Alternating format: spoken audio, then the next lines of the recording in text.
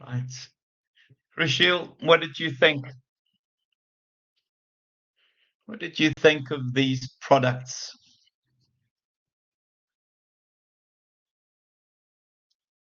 Any tech, you like the Think Book? Any tech geniuses here, always at the cutting edge of tech early adopters?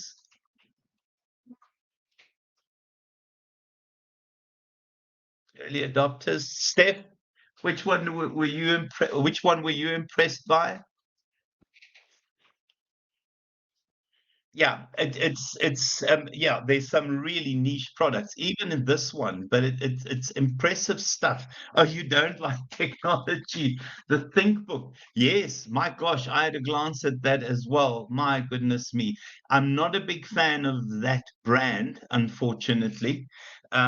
We've never had any good luck with with Lenovo, so we don't touch them with, yeah, not even someone else's money. Who are the Lenovo users? What did you guys think of this one? Yeah, same here, Steph. Never again, never again. Yeah, to just say, guys, ek is Afrikaans. Yeah, it does. It does create the impression of the old BlackBerry. I suppose there are people that haven't transitioned to screen technologies. Yeah, I can also just say, genigtig, I quite like this one, but just because I'm Afrikaans. Um, I had a moment when I saw this tech. I had a silent cry because I don't think I can afford it yet. But I think it is very cool. Sorry, it's actually quite sad. Oh no, but still, I just like the look of it, man. I like the look of it. I also, yeah, also true. No, you're right. In my house as well. I don't know. I just quite like the look of it. And then, guys, robotic bartender. Caprice, this would be for you.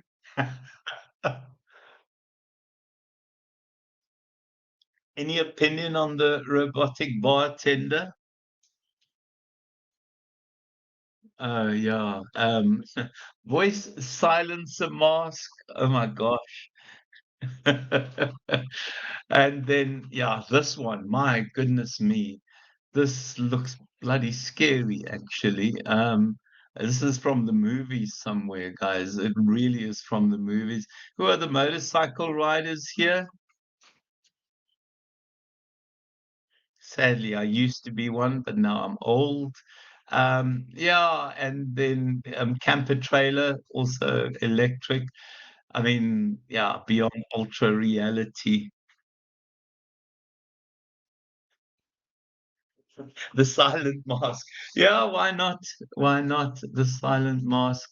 Um, yeah, these little wearable AI devices. Yeah, this is also an interesting one, disaster preparedness kit. I have a friend who's a prepper, so he'll be beside himself if he sees that. But it shows us where we are in terms of innovation and the role that AI will play and the role that electric will play into the future. I mean, some of the stuff is very impressive. How long do you think it will take those things to get to South Africa? How long to get to South Africa? Yeah. Yeah, very long, Steph. You'll see it way before us. I can promise you that you'll see it way, way before us. Um, Guys, and then the one that I want to use as a bit of a discussion, and I'm going to refer to both articles. Any comments about that? Who has seen that? Who has read about it before? For who is it brand new? Anyone get a chance to read that?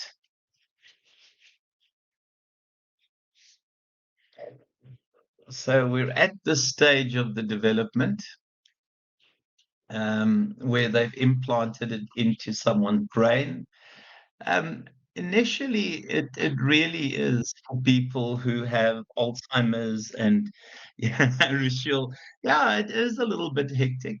If you spend a bit more time and look into it, you must see the company itself and how the implants are done, etc. It is a hell of a fascinating. It doesn't even involve humans. It actually is a computer that does the installation and gosh, yeah, you see, this is also now the frustration. But if you have a glance at that, it's fascinating where we're going in terms of medical technology. So it is for people with early onset dementia, Alzheimer's, etc. It knowing Elon Musk, I think what will happen is that you'll start talking about downloading information into people's brains. It's I don't know, Steph. I think both you and Curtis are teachers where you don't have to teach subjects anymore. You can simply just download the theory. I don't know how far we are from that, but yeah, it's an interesting one, and yeah, and I was fascinated by that, using your phone and just by thinking. Chuma, no, don't worry about that, no problem whatsoever. Yeah, well, there's a belief that we'll be cyborgs. All of us will be cyborgs. You know, those people that live to 1,000 years old will be a cyborg of some form in some form. But it's an interesting one. Well, not if you're going to live to 1,000 years old.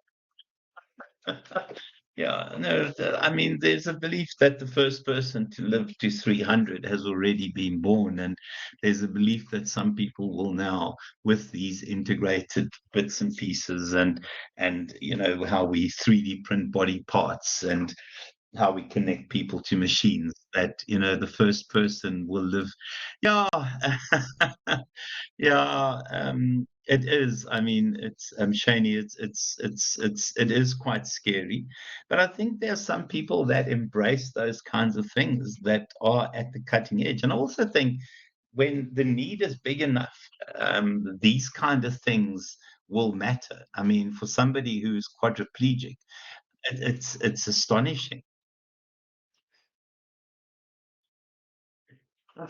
Yeah, well, those are the issues. You'll be working forever. I mean, already people are talking about moving retirement ages because we tend to, I think it's something we spend 80% of our medical costs in the last 20% of your life.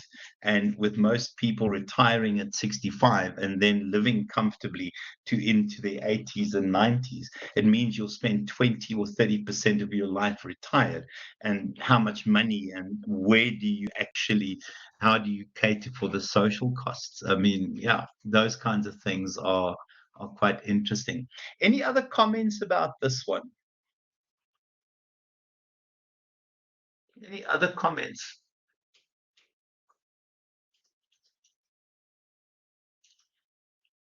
Yeah, we'll see how it goes. Yeah, Rachel, again, yeah, when you have early onset dementia, bugger that, bring this thing on. You can stick it into my brain.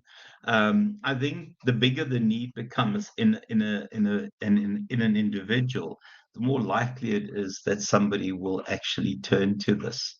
So, but yeah, whether it's safe or not, this I don't think he's too worried about safety. He plays fast and loose with rules around ethicality and delivering on promises. But yeah, it's an interesting one. Have a look at the company. It's fascinating, guys. It is absolutely fascinating. Yeah. Oh, by the way, this is the robot that does the implants. So it gives you the detail around how this robot does its magic. There's no human interface in terms of the actual implant and all of that. It's fairly interesting. Now, why do I use this as an introduction to what we're going to do tonight? And that is strategic innovation. You can have a glance at the objectives. I'm not going to worry too much about group work. Very quickly, give me examples of value innovation, new innovations that have become cheaper, that have made things cheaper, that have opened up markets to people who were previously excluded from those markets. And the magic about, yeah, solar panels, where the prices are definitely coming down, Hendrik. The prices are absolutely coming down. So in terms of value innovation, it's where you have the newness, but it also goes for a really, really good price. And it's about value for money, but it's also not selling old rubbish. It's pushing the edge of technology. But one of the things that we've always got to be careful about in terms of value innovation is gimmick. Because the moment something smacks of being a gimmick, then yeah, you've overstepped the uniqueness too much. Give me examples of gimmicks that you've seen recently that really is not going to succeed because people have tried to be too clever in terms of innovation. Is the Neuralink a gimmick?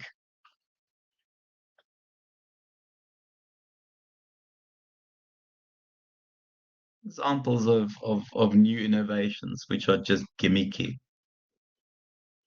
If you want a suggestion on where to look, go look at some of your apps. Go look at some of the apps on Play Store, etc. If you want to see some of the gimmicky rubbish. Okay. Which app have you recently downloaded that did both those things? Which app on your phone does both those things?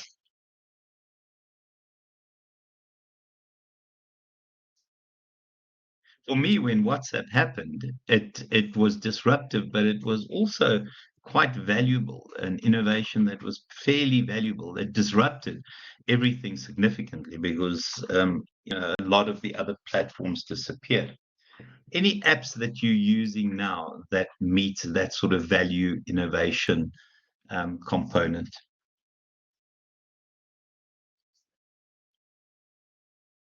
Anyone? Any apps?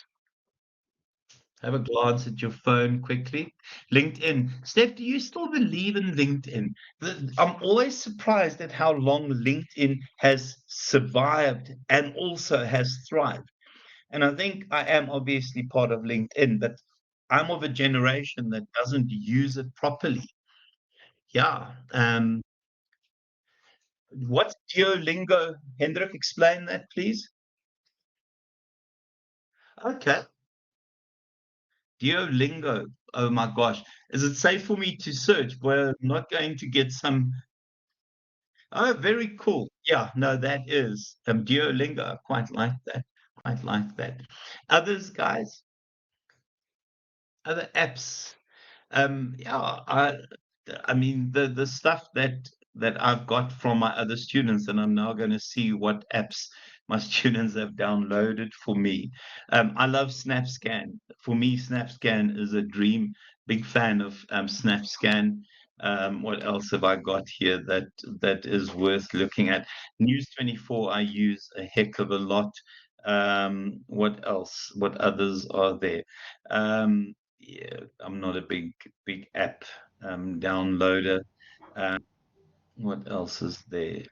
Zoom D6? when it happens. But yeah, go for it, Ilza.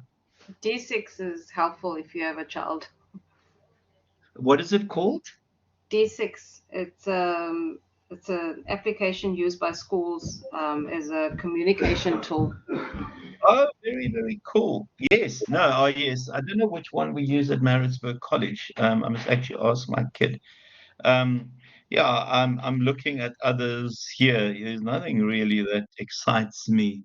Um, Class Dojo, very, very cool. I was also told this one by my students to replace Google Maps, or Waze. What am I saying? Not Wise. Waze, apparently better than Google Maps. What else is here? No, I don't know. The simple truth is we have a lot of these new innovations that are valuable. Oh, Steph, it has to have some value. Well done, Miss Speed Queen. Um, guys, disruptive innovation. Give me examples of things that have disrupted, even destroyed industries, new innovations that, when they arrived, killed off industries, disrupted industries, rewrote the rules around Uber without a single shadow of a doubt. Where, yeah, Airbnb, the same thing. Smartphones, absolutely. Imagine what Google replaced in the world. Just what Google killed off when Google happened. I mean, what did your smartphone replace? It replaced your alarm, it replaced your torch. I mean, if we carry on with smartphones, massively disruptive. Google, what did Google disrupt? I mean, immediately what Google did is it got rid of libraries, it got rid of GPSs, yeah, all of that stuff. And then bottom of the pyramid, guys, bottom of the pyramid is when you essentially focus on the poorest of the poor. And the way it works at the bottom of the pyramid, it's not about ripping poor people off. It's absolutely far from that. The intention is to, through new products and services, empower people to improve their lives. And we've seen, in terms of that bottom of the pyramid, we have these 300 Rand tablets. And if you have a 300 Rand tablet, you have access to learning opportunities, to job opportunities, to price comparisons, to um, learn, to encyclopedias, to so much. And it's not about ripping poor people off. It really is about empowering. Geez, guys, I feel like I've done this so many times. We've not done it in class, this stuff, have we?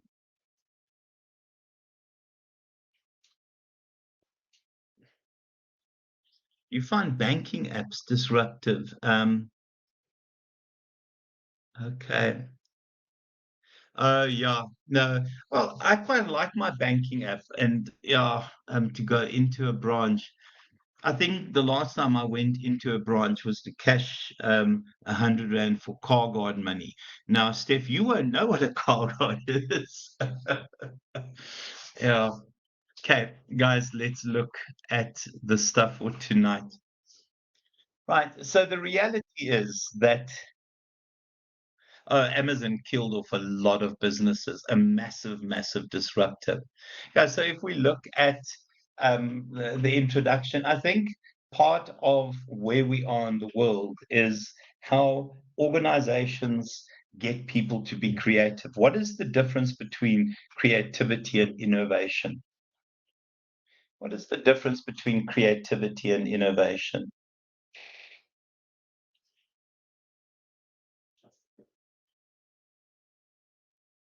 What does it mean to be creative and what does it mean to be innovative? I hope no one's typing because I'm going to give the answer. For me, creativity is the idea. It's the person with the idea, the person who thinks out of the box. And we get plenty of ideas people who are full of ideas. Innovation is the product or service, yeah, the original idea. Innovation is the product or service that results from an idea. And there's a big difference between being an ideas person and being an innovative person. And innovation is really when the product or service hits the shelves and makes a difference to people's lives. So, in terms of innovation within business, I think it really is about new products and services, but it's also about new ways of delivering products and services. It's also about new ways in terms of how we manufacture products and services. The other thing I'm always amazed at is 3D printing and how few people realize the impact that 3D printing could have in the world. So if we look at the different forms of innovation, so the first one would be blue ocean versus red ocean. Now, blue ocean is where you arrive there when either you're the first one to arrive over there or you are there with very, very few competitors. So in terms of the Neuralink thing, that's very much blue ocean. There are a couple of competitors, but it's nowhere near a feeding frenzy yet. It's very far away from a feeding frenzy. So in terms of blue ocean, I think the focus there is that you arrive and you start setting the standards and the guidelines. Guys, have we not done this already? I know I teach more than one class, so I'm worried that I'm teaching stuff. Or did we do it in the assignment? Where did we finish last time, Steph? Did we go over this in the assignment? Okay. Yeah. Okay. No, that's all I need. Yeah. So we did this in the assignment. So in terms of blue ocean, yeah, not many people there. Red ocean, a feeding frenzy. Yeah, I always think of Google, and I'm sorry to use the same example, but when Google arrived with their algorithm and the search engine, they were the first there, and we see it still that you use Bing to Google. So, in terms of innovation opportunities, I think that there are a couple of things that we need to remember around innovation. The first one is if it doesn't have practical implications or differences that it makes in people's life, then obviously you have an idea, you create it. But innovation is that creativity and action in the form of product or service. The second one is that disruptive innovation is a type of innovation that rewrites the rules of an industry and sometimes even destroys industries. So, if you think of what the first desktop PC, personal computer, did, immediately typewriters disappeared. I don't even know whether anyone still uses typewriters, and it's killed that off. GPSs are gone because of Google and smartphones. And then I think part of this is to get a sense of these theories. Now, I don't want to make this prediction, but in the exam, they've never really asked any of these theories. So I'm going to go through it quickly to also just say the simple truth is this is master's level stuff, which I'm going to take you guys through fairly rapidly. Right. So, in terms of, and I can't even pronounce Kondratiyev's name, but I think what we see in terms of innovations is that they group together and they run their life cycle, and then obviously new innovations will happen. So, Kondratiev talks about the four stages. So at stage one, this is where you have a brand new innovation that changes the rules of the game. So if we think of what the car did, the motor vehicle did when Henry Ford mass produced it in the early 1910s or so, immediately there was a set of changes and we could see significant advances as a consequence of people having vehicles. Transport became more accessible, people traveled longer distances, you could transport and not only rely on rail. And then as the actual technology matures, you will get to that prosperity phase as more people have adopted it, and then we'll go recession and then depression. Now, the hope of that is that there will be a new technological development.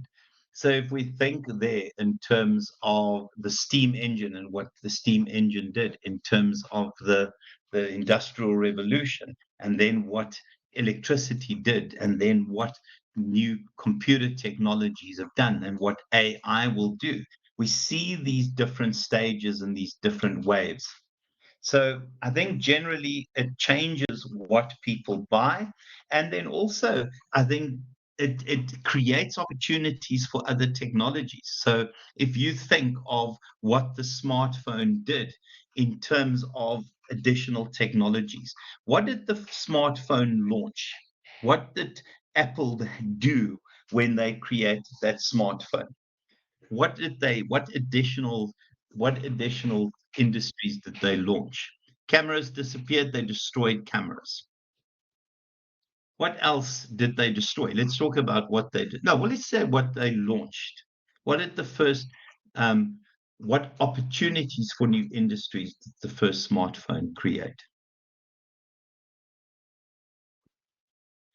Music apps, a range of apps, guys. Uh, Spotify. The simple truth is, before the first smartphone, the notion of an app didn't exist. We didn't have apps. Now you look at the number of people employed in the apps industry and the new apps that get launched. It also changed the rules in terms of shopping because every company now that's worth its salt will have some sort of online presence, and online purchases become very important. So what happens is you then create this period of wealth. But as with everything, technologies get old, they get stale, and then obviously we see changes in terms of the next technology arriving. What is quite interesting is if we look at that, I mean, the simple truth is the number of new qualifications that were created because of apps that had to be written. It also changes the economic system. A smartphone opens up the world for you. I mean, the kind of price comparison sites that we have, it changes a lot. Now, in terms of the next wave, the so-called fourth industrial revolution, where we see the introduction of AI, we see driverless vehicles, etc., industrial relations is significantly impacted simply because you will have fewer people doing the work that in the past would have been done by large numbers of people because AI is taking over. We see flatter corporate structures and a range of other changes. So the second one is the idea of creative destruction. Absolutely love that term, the idea of creative destruction. So I think what happens in terms of this, if you're lucky, you grow at that interest rate. And the belief is that if you grow at 2% a year, you will eliminate um, poverty. Any comments about that as it relates to South Africa? Can 2% a year eliminate poverty?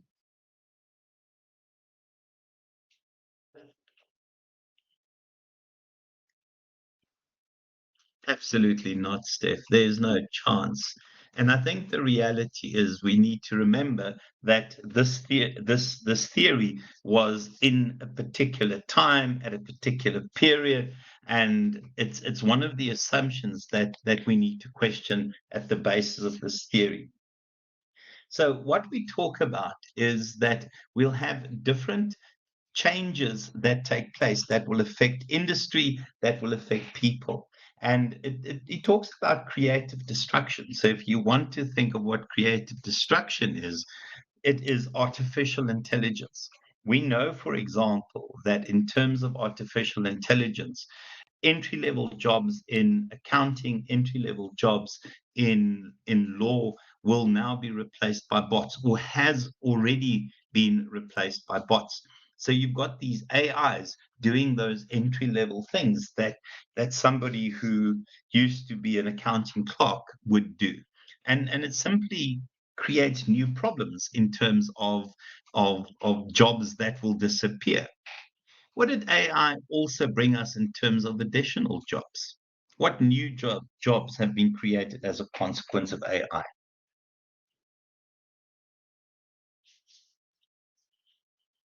Things called data scientists, data engineers, software developers. Absolutely. And all of a sudden, we see new jobs, data analytics. I mean, significant changes. I might have told you guys that my oldest kid is a data scientist. He writes artificial intelligence. That's what he does, and he's very successful at it. And, in South Africa, there are only 12,000 data scientists. So, you realize that these are the sort of cutting edge of jobs.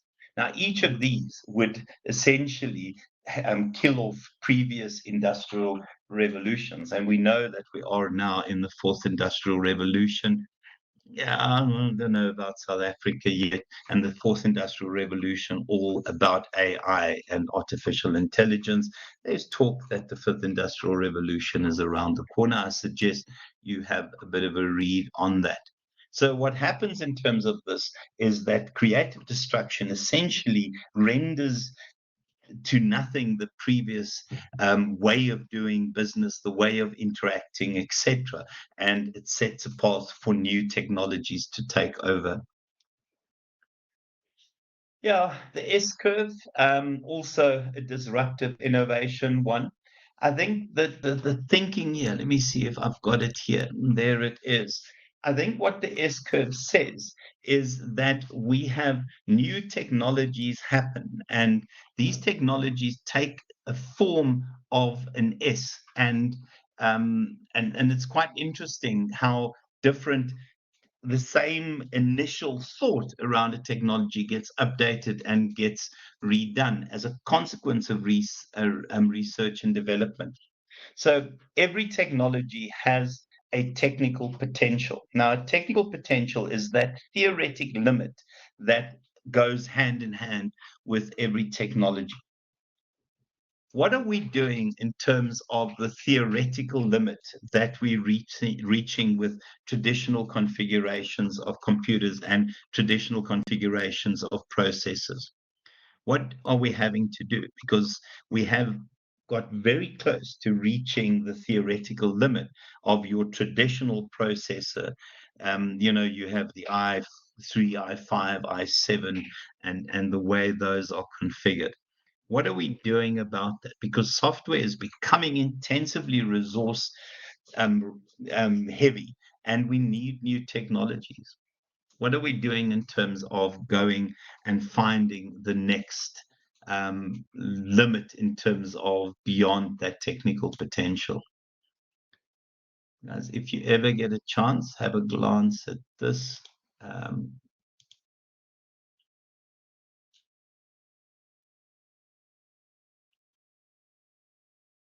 my apologies. Anyone had any reading up on quantum computing? What is amazing about the quantum technology is that the quantum computer looks a bit like a a light shade, land. What is it called? Have a glance at that. I'm trying to find one of a nice example of it. Um,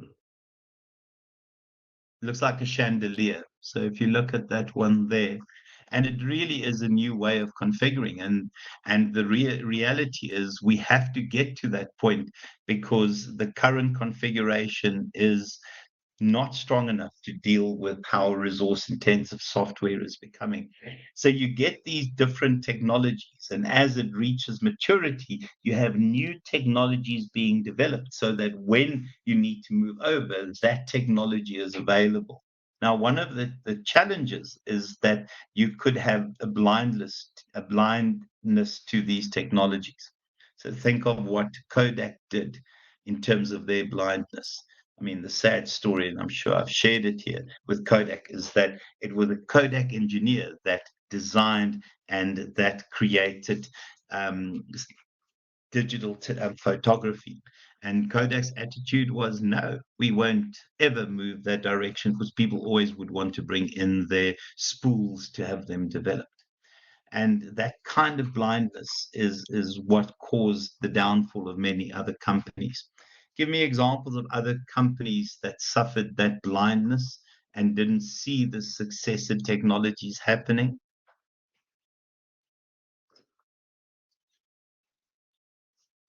Nokia, yeah, the touch screen kicked Nokia's butt. BlackBerry, WhatsApp kicked BlackBerry's butt. Others,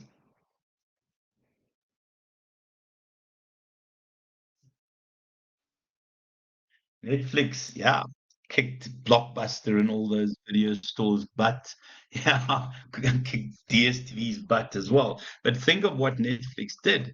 I mean, I told you guys this before that Netflix started off as a company that would deliver videos and be, yeah, old video bits to your house, and then you would post it back, and look where they are now.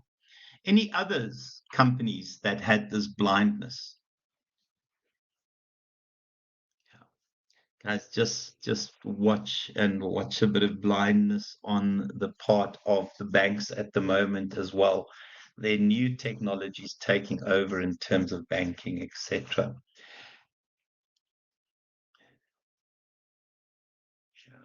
So we talk about technological myopia, and it really is where you don't realize that the new technology is going to kill you. If you think of what Netflix did to the traditional video stores and those kind of, people would always want to go out and rent a movie for the weekend. Yeah, you could also see the market leveling off, and you would just think, oh, it's just maturity happening.